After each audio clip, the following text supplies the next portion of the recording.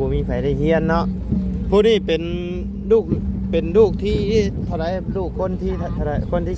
3อ๋อโดยเ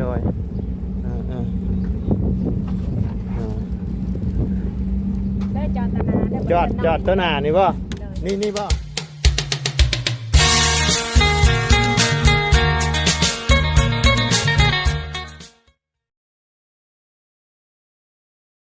เอาเนาะพี่น้องเลย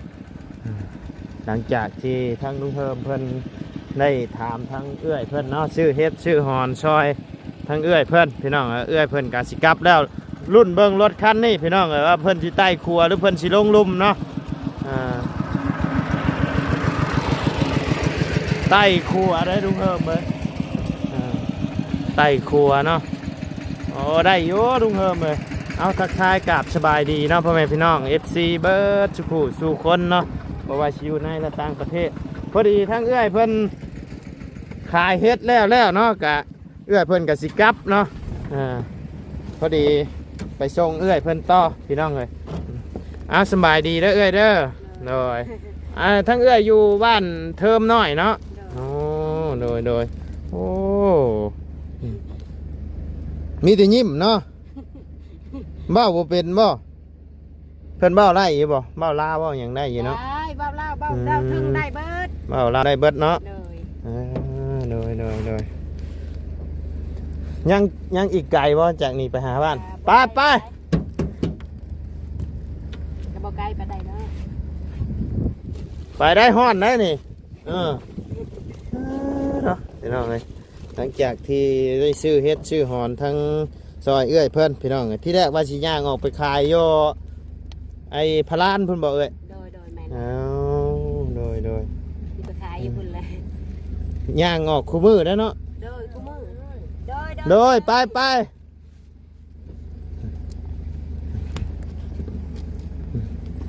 พี่น้องมื้อนี้ก็เข้ามาบ้านเทิมน้อยเทิมใหญ่เนาะเมืองพลานไซเฮานี่แหละแข่งสวรรณเขตพี่น้องเอ้ยมาสี่นมเนาะโอ้มาตัวนั้นใหญ่แหละพี่น้องเอ้ยให้แล่นเอาตัวนี้น้อยเนาะเอาขึ้นรถน้ำพอดีว่าเข้ามาบุกบ้านใหม่พี่น้องเอ้ยบ้านเทิมเนาะมีทั้งอันบ้านดงยางเพิ่นมาเอาเมียอยู่พี่น้องเพิ่นมาเอาเมียอยู่พี่แล้วทั้งแม่เฒ่าเพิ่นไปแล้วเพิ่นก็แนะนำว่าให้เข้ามานี่เด้อเพิ่นว่าเนาะทุกยากแห้งเนาะบ้านเทิมแต่บ่ไรก็เคยเข้ามาอยู่เท่านึงพี่น้องเลยแต่ว่าบ่ได้นั่นเนาะตอนนั้นทั้งบ่ไรยังบ่ได้เฮ็ดคลิปพี่น้องยังบ่ได้สร้าง YouTube เข้ามาดนนะเคยมาเท่านึงแต่ตะกี้ทางนี่เพิ่นท่านได้เฮ็ดทางแดงเนาะเอ้ยเนาะเนี่ยกูนี่พี่น้องเลยยามน้ำไหลกับไปบ่ได้แล้วแถวนี้แม่นอันเอ้ยชื่อว่าจังไหนนะนางคำเนาะทั้งน้องนี่เด้อชื่อว่านั่นใดชื่อแม็กเนาะจะเว้าเก่งๆเด้อจะเว้าเก่งๆเด้อให้ทั้ง FC ปาดุงเพิ่นได้ยินเด้อให้เพิ่นช่วยส่งเชือนี่พอได้โดย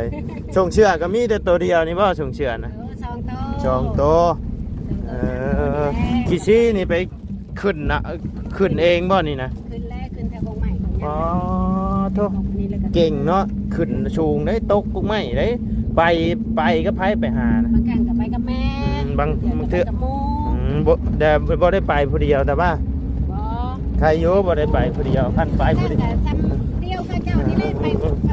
ท่านไปผู้เดียวนี่โอ้พี่น้องเอ้ยตกกุ้งไม้มานี่ลำบากแท้เลยบ่มีผู้เบิ่งเนาะแม่ไปหันมานี่ไปให้ทอยกินขึ้นใช้กองมะฮวน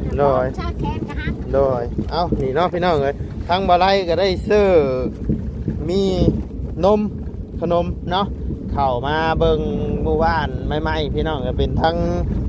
เอื้อยหักของบ่ไลนี่แหละเนาะเพิ่นได้ฝากเงินมาให้ทางบ่ไลซื้อเครื่องซื้อของเข้าไปแจกหมู่บ้านที่เพิ่นทุกข์ยากเนาะไปเขตใดที่ว่าที่เพิ่นทุกข์ยากก็แจกจ่ายเพิ่นเนาะ แล้วก็มีทั้งโมเป็นโมฮักของเอื้อยฮักของบ่ไล่เนี่ยเพิ่นได้ฝากเงินมาให้นํเนาะชื่อเอื้อยอีหยังละทั้งบ่ไล่จำบ่ได้เด้อพี่น้องเอ้ยเดี๋ยวบ่ไล่สิเข้าไปเบิ่งในโทรศัพท์อีกเครื่องนึงพี่น้องเอ้ยพังเบิ่งในโทรศัพท์อีกเครื่องนึงก็ต้องขอบคุณทั้งเอื้อยหลายๆเลยเนาะที่ได้ฝากเงินมาให้ทางบ่ไล่ชื่อเครื่องชื่อของไปแจกให้ทางหมู่บ้านที่เพิ่นกำลังขาดแคลนเนาะเข้ามาเบิ่งก้อนพี่น้องเลยกะซอยเดือเป็นเบื้องต้นไปก้อนเนาะเป็นมาม่าขนมนมนี่แหละพี่น้องเลยเข้ามาเบิ่งก้อนว่าการเป็นอยู่เพิ่นในบ้านหมู่บ้านนี่เป็นจังไดเนาะไผ่ผ้านี่หาสิเข้าปีนี้เนาะไผ่ผ้าก็หาสิเข้าปีนี้พี่น้องเลยทางเข้าบ้านพี่น้องใกล้สิฮอดแล้วบ่เฮือนเจ้าน่ะเอ้ยยังเนาะอันนี้ยังทันได้ฮอดบ้านบ่นี่นะยังเนาะนี่พี่น้องเอ้ย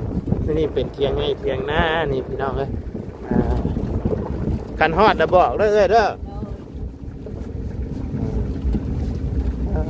โทษเนาะไปหาไอ้ขายคู่มือบ่หากิซี่คู่มือบ่บางครั้ง2-3 มื้อขายเทื่อนึงโอ้2-3 มื้อขายเท่านึงเนาะมันสิหลายมันก็บางครั้งก็พาเอาไปเปิดใหม่โอ้ยตกใจเบิดเด้อโอ้ทางนี้ไทยพุทธหน้าแล้วพี่น้องเอ้ยครูไทยพุทธหน้าแล้วตกก้าลำนะตกก้าเลยเนาะทางนี้เนาะโอ้พี่น้องเอ้ยแดดขนาดพี่น้องเอ้ย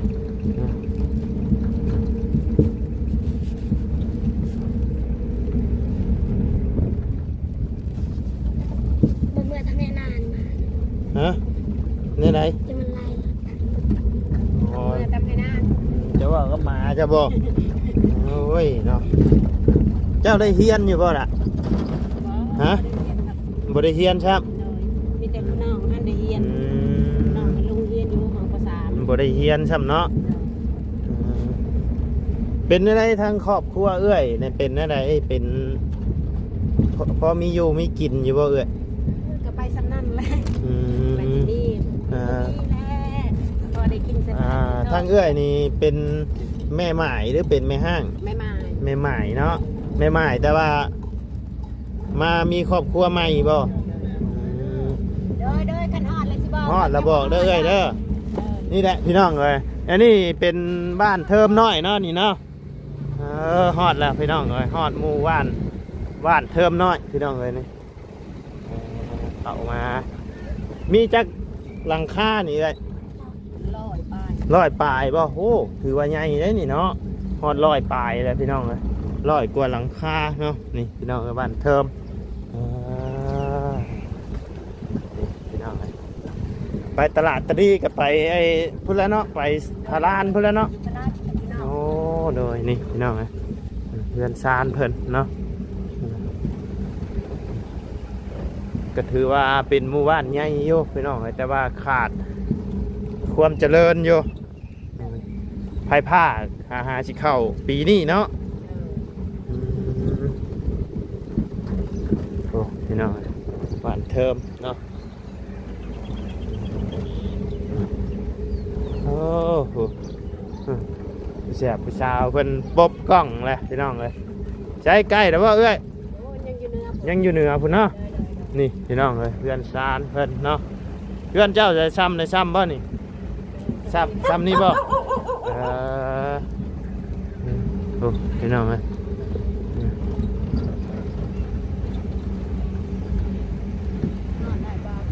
rồi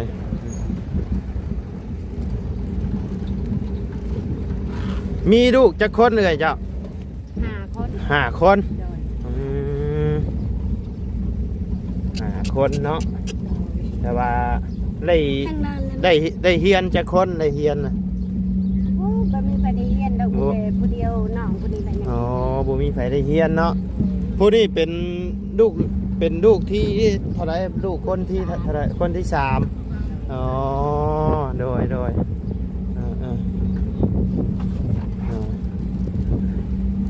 จอดตนาเด้อจอดตัวหน้านี่บ่นี่บ่ โดยแม่ จอดนี่เด้อลุงโอ้นี่บ่ โดย อ๋อนี่เด้เฮือนเพิ่นพี่น้องเอ้ยนี่อยู่ขวามือนี่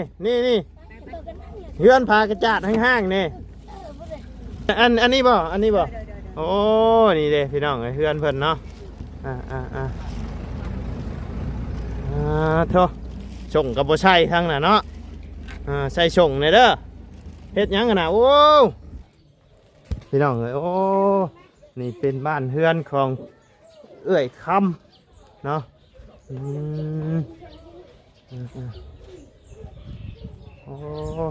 โอ้มีฮอดเครื่องปั้นข้าวนี่เนาะ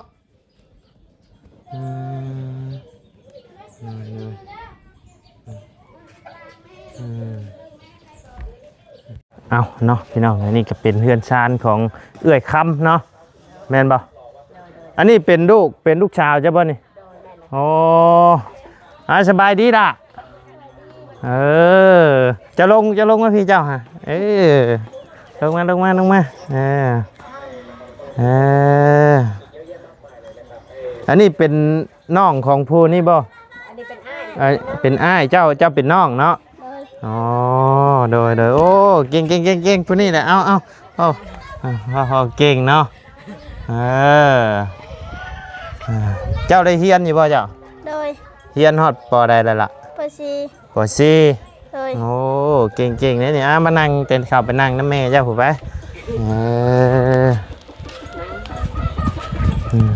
ปวดผู้อ้ายเป็นยิ้มชื่อเนาะผู้น้องว่าเก่งอยู่พี่น้องเลยเจ้าอายุจักปีแล้วล่ะ10 ปี 10 ปีทั้งผู้อ้ายนี่ได้ค่ะ12เนาะเป็นลูกของเอื้อยผู้ว่าติดมาเนาะโดยนี่เป็นเฮือนชานของที่เป็นเฮือนชานของเจ้าบ่ของผัวคือเจ้านี่บ่แม่นคนบ้านนี่บ่แต่มีครอบมีครัวแบบพาลูกพาเต้ามาอยู่น้ำผัวเนาะอ๋อโดยเจ้าชื่อว่าจังไหนล่ะชื่อนางจันโดยอ๋อชื่อนางจันพี่น้องเลยเป็นน้องของเท่าแม็กแต่เท่าแม็กนี่ยิ้มอย่างเดียวพี่น้องเลยโบปา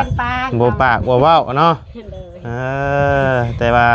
ทางน้องจันนี่เว้าเก่งเนาะเว้าได้อยู่พี่น้องเว้าความลาวนี่ได้อยู่บ่ล่ะได้เนาะโอ้เก่งพี่น้องเลยมื้อนี้บ่ได้ไปโรงเรียนบ่ใช่บ่หยุดบ่อ๋อโดยเก่งได้พี่น้องเพิ่นเว้าลาวได้เนาะคือไอ้บ้านนี่ก็แบบว่าเป็นชนเผ่าคือกันบ่เอ้ยเป็นชนเผ่าเนาะโดยโอ้ดีแล้วสามีทางน้องเพิ่นเว้าลาวเก่งอยู่พี่น้องเลยเฮียนฮอดปอซี่ได้เนาะเคยเห็นดาวาวอยู่บ่เคยเห็นบ่บ่เคยเจ้าเคยเห็นภายในอยู่ในโทรศัพท์จะเคยเห็นอยู่บ่มีโทรศัพท์บ่มีโทรศัพท์แต่เบิ่งน้ำข้าเจ้าเบิ่งน้ำข้าเจ้าเนาะและเคยเห็นอยู่ว่าแบบว่าเพิ่นมาถ่ายมาอย่างในโทรศัพท์เคยมีคนเข้ามาอยู่ว่าหวานบ่มีเนาะโดยเฮ็ดให้เฮ็ดหน้าอยู่บ่เอ่ยเฮ็ดหน้าเนาะดินดอนต้นหญ้าก็มีอยู่เนาะพอได้เฮ็ดหน้าแล้วดิน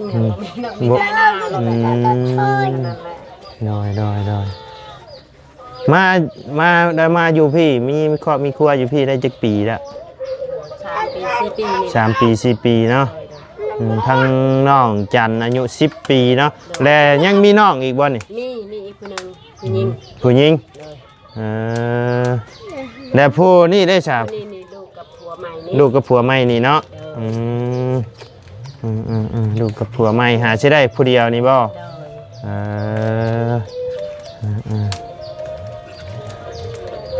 อยู่กันจะค้นเฮือนดังนี่ลายเติบบ่ลายแล้วเนาะ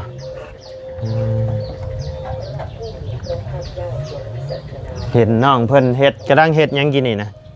ถอกเขียด ฮะ ถอกเขียด ถอกเขียด เลย เจ้าก็นึ่งข้าวนึ่งน้ำเป็นอยู่บ่ล่ะ เลย อ๋อ เป็นแล้วแม่บ่ได้นึ่งใส่ดู โอ้มีแต่ทั้งน้องเพิ่นนี่บ่เฮ็ด โดยคือจะเอามา นึ่งข้าวนึ่งน้ำเนาะโอ้ดีได้ซะเก่งทั้งอ้ายอะไปหาเงินเนาะไปปีนต้นขี้ซี่โอ้อย่าไปปีนต้นใหญ่อย่าไปปีนไหน โอ้ดีแล้วไอ้ โอ้อยากได้ก็เบิ่งนะบ่ บ่ให้ไป ไประวังตกได้ขึ้นจนขี้ซี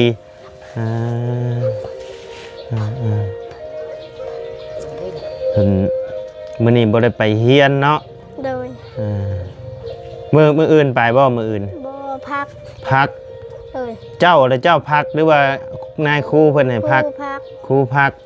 ใช้โรงเรียนอยู่ใช่จ้ะ อยู่เหนือพัก อยู่เหนือพุย่างไปบ่ เลย อืมไกลได้ไกลเติบบ่ล่ะ บ่ ก็บ่ไกลชนบ้าน อยู่ชนบ้าน โดยทางพิภาษา ทางอ๋อ แปะกับพิภาษาเลยแล้วโรงเรียน โอ้โดยย่างไปไกลเติบแล้วชนบ้านพุ่นเนาะ ไกลแต่ไปไปเป็นยังเนาะ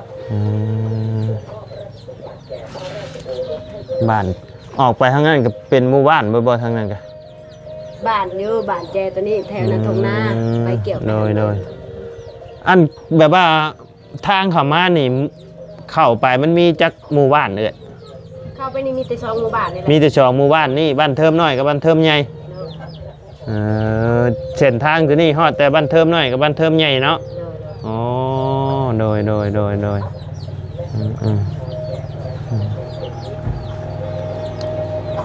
เข้ามาครั้งแรกพี่น้องเลย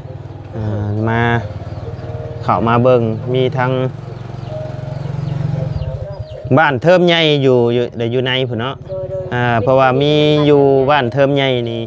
มีทั้งลูกชาวเพิ่นไปเอาผัวอยู่บ้านดงหมึกยางและ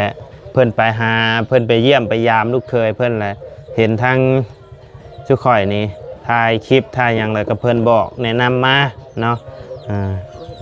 เพิ่นแนะนำมาให้เข้าไปแน่บ้านเทิมนะคนถูกคนยากได้เพิ่นมาเข้าขาดแดงแกงขาดหม้อเนาะมาแต่ละเทื่อก็กายขึ้นเนื้อตลอดพี่น้องเลยก็เคยคิดอยู่ว่าเคยเบิ่งเคยเห็นเนี่ยภาวนาว่าอยากให้เพิ่นเข้ามาหาอยู่บ่ กับภาวนาอยู่ก็เห็นอยู่ก็เคยเบิ่ง เจ้าเคยเห็นอยู่บ่เจ้าเคยเบิ่งอยู่บ่ ก็เจ้าอันนั้นเด้เราขายหน่อไม้เนี่ยได้นั่งบนเป็นนางสัมภาษณ์ขายหน่อไม้ขายยังไงเด้ก็เคยเห็นอยู่ โดย ขึ้นแล้วโอ้ยก็เจ้าช่วยเหลือแต่แถวนั้นเนาะก็บ่ช่วยบ่ทุกหยาดคือกันบางครั้งมาทางแล้วบางครั้งก็กุ้มบางครั้งก็บ่กุ้มไปหาเฮ็ดหาหอนไปหาทั้งใดเสือ พูดแล้วดงพูดแล้ว ดงพูทั้งน้องจันก็ไปบ่ ไป น้อยเนาะอันนี้ได้จักปีได้ใช่พุ่นนี่2 ปีปลาย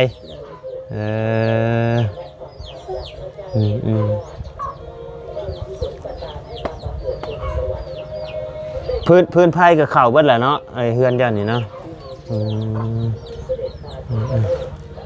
อันนี้เป็นทงหน้าของเจ้าบ่เป็นหน้าของเจ้าบ่โมเมนต์บ่ของเฮือนหลังตัวอันนั้นบ่ลูกได้ลูกชาวจันแม่นบ่ฮะเพิ่นคือบ่ใช่น่ะมาได้มาพี่รู้ล่ะมาหาระบ่าวรู้ไหมอายบ่ย่านบ่มานั่งอยู่พี่ไว้นั่งไว้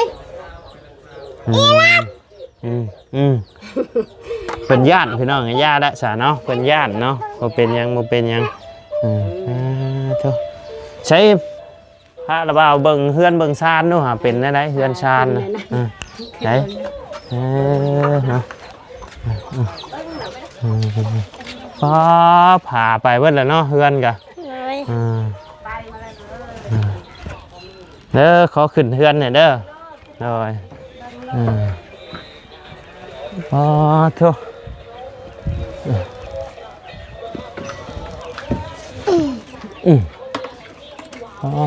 ทุกขาดเบิดเนาะ ห้องนี้ก็มีคนนอนบ่นี่ โดย อ๋อห้องนอนเจ้าบ่นี่ล่ะ โดย เจ้ามาผีมา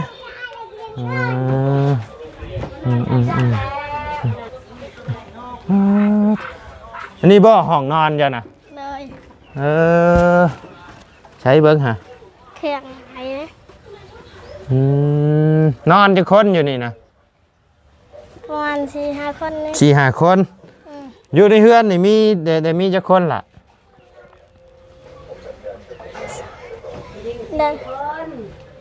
ผู้หญิง4 คน โดย ผู้ชายเด้ 2 ผู้ชาย2 6 คนน่ะ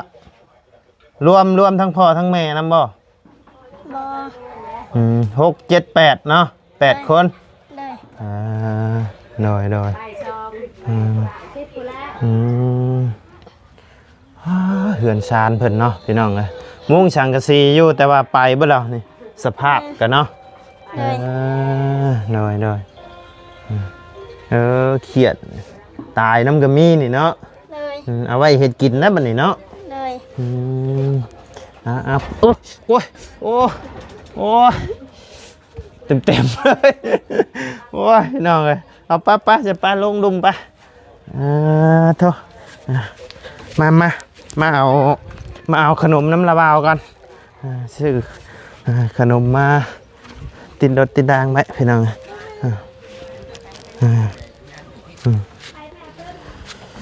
ฮึบขนมให้น้องเพิ่นก่อนพี่น้องเลยกับมาม่าเนาะล่ะขนมเด้อหน่อยเรียกแล้วว่าเอามาม่าให้นะบ่มีหม่องบ่มีมือใส่ใช่ไหมเนาะถือกันถือกันขอบใจ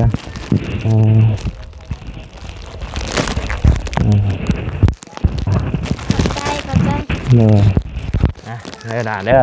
อันนี้จะเป็นเงินทางแม่ก็ได้เนาะเป็นแม่ฮักของเป็นเอื้อยฮักของบ่ไล่ทั้งน้องจันเพิ่นมาแม่ก็ได้เด้อขอบุญขอบคุณทางแม่เพิ่นเด้อเอาแล้วแบตเบิดเด้อพี่น้องเอ้ยแบตขอบใจเด้อแม่เด้อโดยอวยพรให้เพิ่นดูอวยพรเป็นอยู่บ่บ่เป็นขอให้แม่มีความสุขโดยขอให้แม่อยู่ดีมีแห้งเนาะโดยโอเคสาทางระบาวกับปะไปปะเด้อบัดนี้เด้อไปเบิ่งบ้านทางหน้าก่อนโอ้ปิดก่อนพี่น้องเอ้ยมันตายนะเอาสบายดีเด้อดาเด้อโดยมื้อหน้ามื้อในระบาวสิเข้ามาเยี่ยมมาหยามใหม่เด้อคันมีเวลาเด้อมาขอไม้นะโอ้ยเนาะอันเพิ่นพี่น้องเลยโอเคซะเนาะพ่อแม่พี่น้องกะทางบ่ได้กะต้องขอบุญขอบคุณทั้งเอื้อยคำแพงเนาะแล้วก็ทั้งอันเป็นหมู่ของเอื้อยเพิ่นเนาะชื่ออย่างแหละทั้งเป็นผู้ใหญ่ก็ได้กันเนาะทั้งบ่ได้จำบ่ได้พี่น้องกะต้องขอบุญขอบคุณทั้งเอื้อยเพิ่นทั้ง3ท่านเนาะได้เด้อเนาะที่ได้ฝากเงินมาให้บ่ไล่ซื้อข้าวต้มขนมนมเนาะมีมาม่านี่แหละพี่น้องเลยขอบุญขอบคุณได้ขอให้เอื้อยอยู่ดีมีแห้งความเจ็บบ่ให้ได้ความไข้บ่ให้มีเด้อเนาะปรารถนาสิ่งใดก็ขอให้ได้สมความมุ่งมั่นดังปรารถนาเนาะว่าเสียธุรกิจการงานอย่างก็ขอให้เฮงๆปังๆดำๆเลยด้วยตลอดปีและตลอดไปเนาะสำหรับคลิปนี้ก็ล่ำลาเด้อพี่น้องเด้อสบายดีเด้อเนาะไป